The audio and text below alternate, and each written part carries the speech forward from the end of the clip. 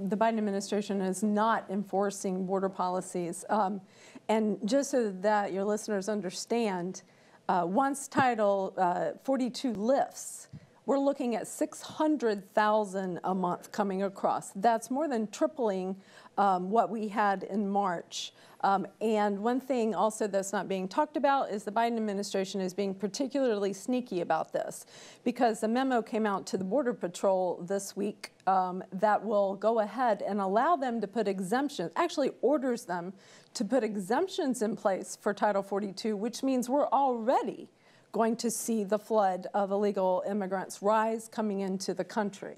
With that potentially being lifted, there's not, what other crutch might the Biden White House use at this point? Yeah, they're talking out of both sides of their mouth at once, and they do it repeatedly.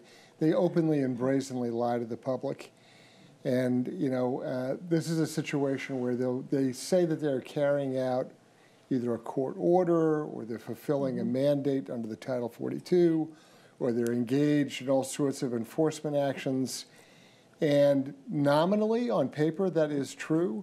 But when you get down to the details of it, they have 101 exemptions as to why they're not doing it or how they're not actually enforcing it. The Border Patrol is not patrolling the border, right? They're involved in asylum administration. That's what they're really doing. So this is something you can speak to, especially after your trip. Tell us what you saw. You went down to the border with some expectations, but you were probably surprised by a few things. I was surprised, and you know, I spent a lot of time down on the border last year and already saw that we have a disaster down there, but I cannot believe that they're going to continue to allow floods and floods of immigrants to come in and drugs, making it worse, even worse than what it has been. And what Chris kind of touched on is our federal law enforcement and our local law enforcement down there, in the words of some senior officials, they're demoralized, they're discouraged, they're asking when are they going to get some kind of help. 80% of our Border Patrol is processing illegal immigrants, not out in the field, actually securing the border where they should be. On top of that, doing the work of essentially social work.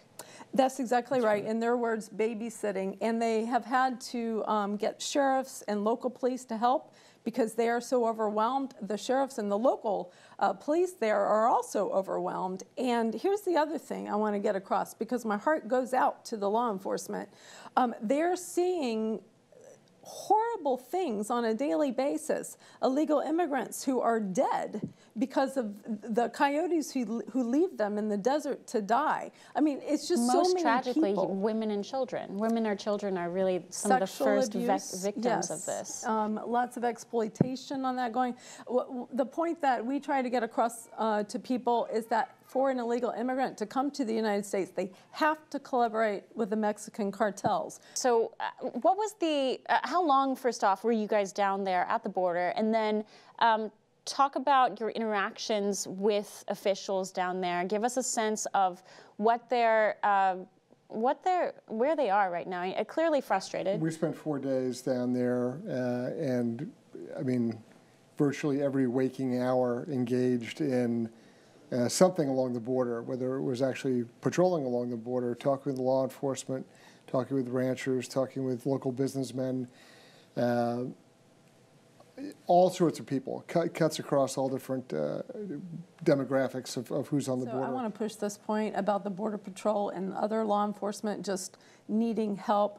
There has been a rise in suicides among Border Patrol agents, rise in DUIs, domestic violence. Yeah, when you were down there, you made a statement to this effect. I'd like to toss to this, if you don't mind. It's a clip where you were down there and you were talking about the morale of our agents down there. Let's listen to this. Border Patrol is being constantly and consistently undermined by our own federal government, and it has got to stop. I heard from a senior Border Patrol official yesterday, and there have been 125 deaths that just the Border Patrol has had to go and collect over this past year. That's just a small part of what they're seeing. They have identified 448 stash houses where people go to wait to be picked up by smugglers, where, in his words, bad things happen. We're talking sexual assault, rape, abuse. Stash houses, that was a huge problem before, but it's an even greater problem now. How easy is it to find a stash house on the border now? It's pretty darn easy Yeah, right I mean, now. just go for a drive along any of the sort of boundary roads, and they're normally cleverly labeled Boundary Drive or Military Drive. They literally are the roads that service the border wall, or what used to be the border wall under construction. Just get close to the border, drive along, and you will see abandoned houses, sheds, barns, places that folks are brought into, held for a brief period. A van pulls up, they pile in, and then they head for the interstate. Judicial Watch reported that cartels conduct more than 9,000 drone incursions into the U.S. airspaces in 2021 alone. That's correct. What all are they? How is this being used and It's a implemented? low-cost, highly effective surveillance system. And so the cartels, nothing crosses the border without the cartels getting a piece of the action. They're getting paid for something.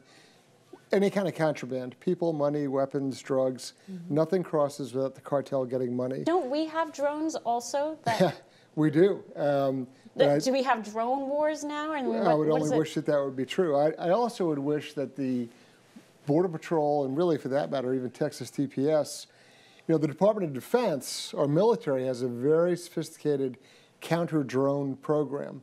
So of the 9,000 that you mentioned, the Border Patrol is thrilled to report that they've captured 12. 9,000 sorties, 9,000 flights, they have 12. They take the chip out of the drone and they reverse engineer what the drone's been doing, where it's been going, where it took off from, its track that it flew. All that data is on a chip in the drone. And those drones are allowing the cartel to see where the open places are in the border. We watched footage on it. There's also been a big increase in Mexican cartel activity along our border, shootouts, and from officials to us, it's because they feel very emboldened under this administration to do whatever they want. They know nothing's going to happen. A war zone. It's a war zone at our southern border. Did you talk to officials down there about the fentanyl issue? Sure. We've got 4 times the amount of fentanyl coming across our border than we did under the Trump administration. It's actually, I'm being conservative, it's more than that. The problem with that is if you don't think the border is in your community, this is one reason to believe that it is. It is the #1 killer of people between the ages of 13 and 50 in the United States. Just one little bag of fentanyl will kill thousands and thousands of people. So last year, 5,200 and some odd pounds seized.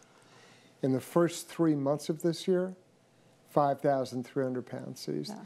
So the amount of fentanyl crossing the border in the first 3 months of this year equals all of last year. You guys had the chance to brief former President Trump about your trip. Is there anything you can share with us about what you discussed and where his mind is at as he's watching the border absolutely become unrecognizable? Well, I had the chance to give him the latest from the border, and as well as tell him all kinds of things that Counterpoint Institute is doing to secure America.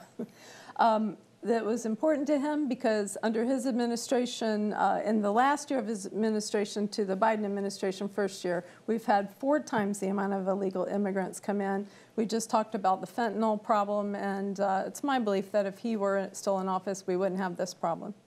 Chris, Shea, thank you so much. We look forward to tracking your trips down there as you continue to inform us about what's happening.